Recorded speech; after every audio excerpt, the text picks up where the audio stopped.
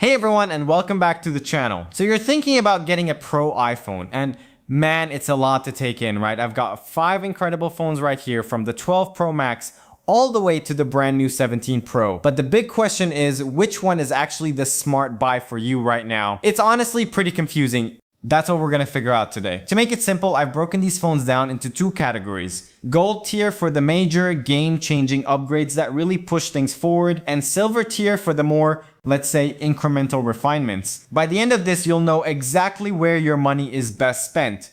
We'll go step by step through each model, looking at everything that matters: the design, the display, the camera, and battery life.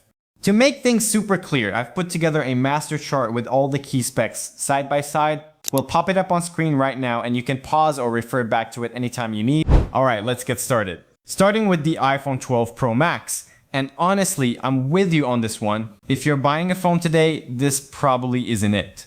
If you already own one and you've recently replaced the battery, it's still a fantastic and capable device. The A14 Bionic chip is no slouch, and the cameras are still great for daily shots. But for a new buyer in 2025, there are a couple of major deal breakers.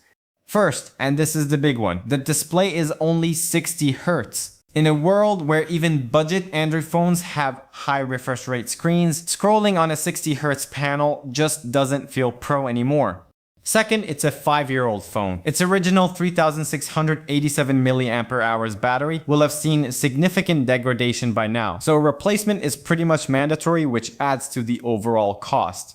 And finally, it won't be getting any of the new Apple Intelligence features, which limits its future-proofing. So I'm putting this one in a special bronze tier. Great in its day, but it's been surpassed. Which brings us to this, the iPhone 13 Pro. For me, and for a lot of people I see on forums, this phone is an absolute legend. It's our first gold tier phone of the day. The reason is simple. This was the phone that introduced the single biggest Pro feature we still talk about today, the Pro Motion Display. That jump from a 60 Hz to an adaptive 120 Hz refresh rate was monumental.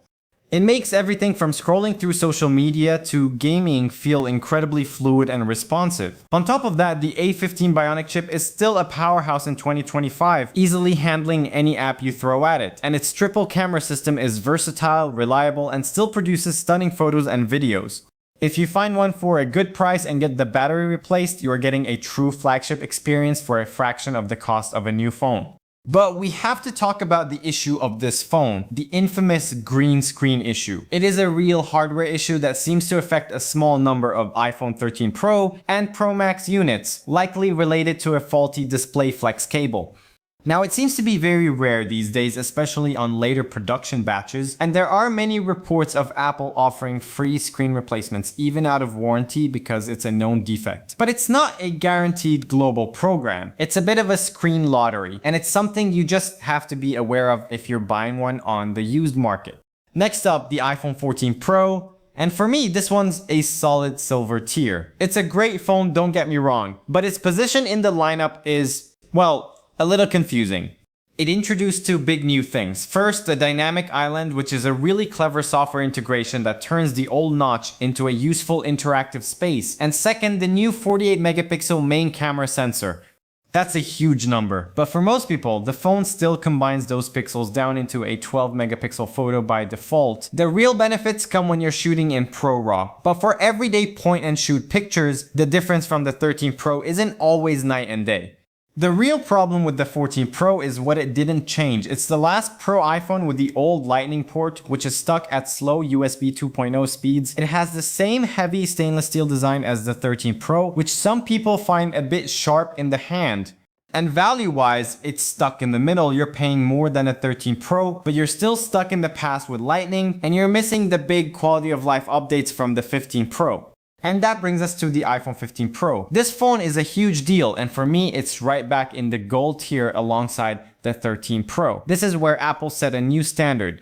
The upgrades here are things you feel every single day. The new titanium design with its contoured edges is noticeably lighter and so much more comfortable to hold. The action button, which replaces the mute switch, is a small change, but it's genuinely useful. I have mine set to open the camera, but you can program it to do almost anything.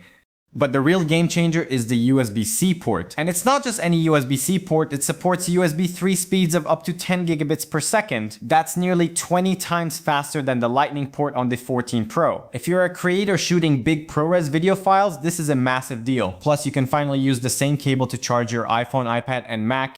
On top of that, you get thinner display bezels, the more efficient A17 Pro chip, and a smarter camera system that outputs more detailed 24 megapixel photos by default. And crucially, it's the first phone on our list that supports Apple Intelligence. Now, I didn't upgrade from my 15 Pro to the 16 Pro, and based on my time with it, I think that was the right call. It's an excellent phone, but it's a refinement. I'm calling it Silver Plus tier. It's the best version of the 15 Pro, but it's not a new chapter. The upgrades are nice, but incremental. You get the 5x telephoto zoom from the 15 Pro Max, which is great for getting closer to the action, but some, myself included, find it a bit too long for everyday portraits. The ultra-wide camera also gets a bump to 48 megapixels, but in practice, it's not a revolutionary change. The new A18 Pro chip is faster, of course, and there are some thermal improvements, but it's not a leap you'd notice in day-to-day use over the already powerful A17 Pro. But that brings us to this beast, the iPhone 17 Pro. This is my new daily driver and it is absolutely gold tier. This is not an incremental update, this is a whole new experience.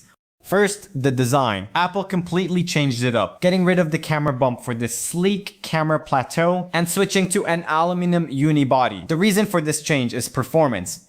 For years, Pro iPhones have had incredibly powerful chips that couldn't always sustain that power because of heat. The 17 Pro finally solves this.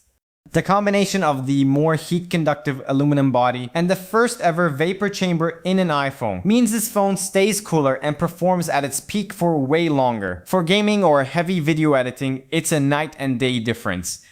Then there's the camera system, which is a massive upgrade. You now get 48 megapixel sensors on all three lenses, the main, the ultra-wide, and the telephoto.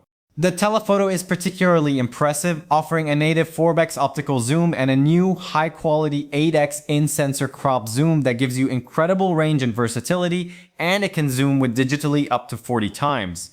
And thanks to the new design, Apple was able to fit a bigger battery inside, giving it a noticeable 2-hour plus improvement in screen on time over the 16 Pro. This is the first Pro iPhone I've had where I genuinely don't think about the battery ever. Okay, before we wrap up, we need to have a real talk about Apple Intelligence. It's the big new software feature and you need an iPhone 15 Pro or newer to get it. And look, some of the features are cool, the on-device privacy is a big deal, and the deep integration into the operating system is classic Apple and will only get better over time. But let's be honest, right now in 2025, it's still very early. It feels like a beta, it's trailing behind what competitors like Google and Samsung are doing with their AI models. For my serious AI tasks, writing, brainstorming ideas, doing deep research, I'm not using it. I'm using the tools you're probably using. ChatGPT, Gemini, Claude. They are just more powerful and versatile right now. So here's my point. Do not let Apple Intelligence be the only reason you skip a fantastic phone like the 13 Pro. The lack of it is not a deal breaker today, because the best AI tools are just an app download away. So let's bring it all together. We have 3 clear gold tier winners, each for a different person.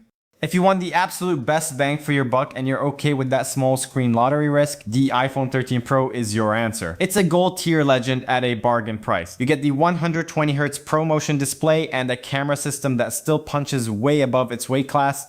If you want the modern features, USB-C, the action button, a lighter design without paying top dollar for the latest and greatest, the iPhone 15 Pro is the sweet spot. It's another gold tier phone that will feel amazing for years to come and gets you into the Apple Intelligence ecosystem.